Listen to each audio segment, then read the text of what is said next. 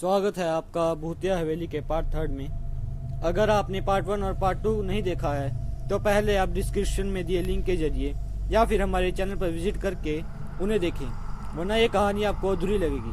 तो बढ़ते आज की कहानी की तरफ। फिर वो भूत अपने साथ 10 आदमी को भी हवेली में घसीट कर ले गया। फिर एक के बाद एक सभी के खून से अपने हाथ रंग दिए। दूसरे दिन जब गांव के लोगों को यह बात पता चली तो सब स्तब्ध रह गए। लोग इतने भयभीत हो गए कि कुछ लोगों ने तो हवेली के रास्ते से दिन में भी जाना बंद कर दिया। गांव में किसी को भी समझ नहीं आ रहा था कि अब वह क्या करे। लेकिन गांव में एक सबसे बुजुर्ग रफीक चाचा रहते थे।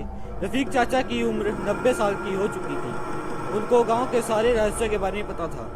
गांव के कुछ युवक तथा मुखिया ने रफीक चाचा से इस बात का पता लगाने के लिए उनके घर पहुंचे। रफीक चाचा ने उन युवकों तथा मुखिया की सारी बातें सुनकर उनको कहा, मुझे उसका उपाय तो नहीं पता है, लेकिन मैं आपको इसके पीछे की कहानी बता सकता हूँ। सुनो। आज से बहुत सालों पहले डरावने रास्ते पे स्थित हवेली में एक सुखी संपन्न परिवार रहता था। परिवार में 2 बच्चे थे। उनके मम्मी पापा और उनके दादा दादी रहते थे। बच्चे सुबह में स्कूल के लिए जाते और उनके पापा सरकारी दफ्तर में काम करते थे। उनकी मम्मी स्कूल में शिक्षिका थी। बच्चों के दादा दादी घर पे रहकर बच्चों की देखभाल करते थे। सब बिल्कुल सही चल रहा था, लेकिन अचानक बच्चों के पिता की संगत कुछ ऐसे दोस्तों से हुई जिन्होंने उनके पिता को शराब जुआ जैसी बुरी आदतों का शिकार बना दिया। फिर वो रोज शराब पी के आता और अपनी पत्नी, बच्चों और अपने माता पिता से झगड़ा करता, उनको मारता पीटता, उनके साथ अभद्र व्यवहार करता। जुए की लत में एक बार वो 20 लाख रुपए हार गया। फिर उन्होंने अपने कुछ दोस्तों से कुछ पैसे उधार लेकर फिर जुआ खेला और फिर से हार गया। जुए में हारने की वजह से वो भारी कर्ज में डूब गया। जिनसे उन्होंने पैसे लिए थे वो लोग रोज आते थे पैसा मांगने के लिए।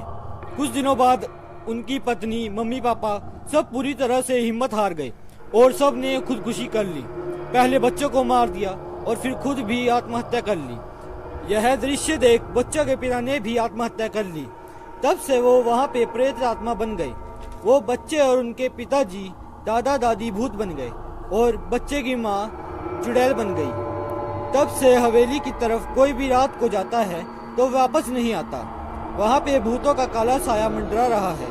रात होते ही हवेली के अंदर से डरावनी आवाजें आने लगती है। आसपास में कुत्तों तथा बिल्लियों के रोने की आवाजें आने लगती है। किसी के जोर जोर से हंसने की आवाजें भी रात को सुनाई देती है। कहते हैं कि वह बुरी शक्तियां रात को जिनको भी अपना शिकार बनाती है उनको खून से रंगती है और वो कभी जिंदा वापस नहीं आता। यह कहानी सुनकर गांव के लोग और भी ज्यादा डरने लगे। हवेली का डर अब उनकी चिंता बन गई थी। सारे लोग भयभीत थे। किसी को कुछ समझ में नहीं आ रहा था कि अब वह क्या करे। इसी गांव में एक बार एक नव युवक आया जिसका नाम था अखिलेश। अखिलेश हनुमान जी का भक्त था। उसको अपनी भक्ति पे पूरा विश्वास था। उसने कहा कि वह इस गांव को इस भूत प्रेत से मुक्त करवाएगा। दूसरे दिन अखिलेश अकेला हनुमान चालीसा का जाप करते हुए हनुमान जी की मूर्ति को अपनी गोद में लेकर रात को हवेली पे जा पहुंचा। बिना डरे वह भगवान का नाम लेके आगे बढ़ा। भूतों को ऐसा लग रहा था जैसे कि मानो उनका एक और शिकार बनने के लिए आ रहा है। लेकिन जैसे ही भूतों और चुड़ैल का स्पर्श दैवी शक्ति से हुआ, तुरंत सारे भूत प्रेत जलकर खाक हो गए। पूरी हवेली में चीखों की आवाजें गूंजने लगी और अचानक थोड़ी देर बाद सब कुछ शांत हुआ। भूतों का खात्मा होने के बाद अखिलेश ने हनुमान जी का जय जयकार किया। सारे गांव के लोगों ने जान लिया कि अखिलेश की विजय हुई। सब ने शंखनाद से पूरे गांव को जगाया और उस दिन पूरे गांव में उत्सव मनाया गया। गांव के कुछ लोगों ने अखिलेश को अपनी पीठ पे उठाया और नाचते गाते हुए उनका धन्यवाद किया, जय जयकार किया। अखिलेश ने सारे गांव को कहा, यह जो कुछ भी हुआ है वह हनुमान जी की वजह से हुआ है। भूत पिशाच निकट नहीं आवे, महावीर जब नाम सुनावे। यह चमत्कार हनुमान जी की दैवी शक्ति का है। आपको धन्यवाद करना हो तो उनको कहो और उनकी आराधना करो। मेरा वादा है आपसे, हनुमान जी की कृपा दृष्टि से कभी भी इस गांव पे कोई काला साया निवास नहीं करेगा।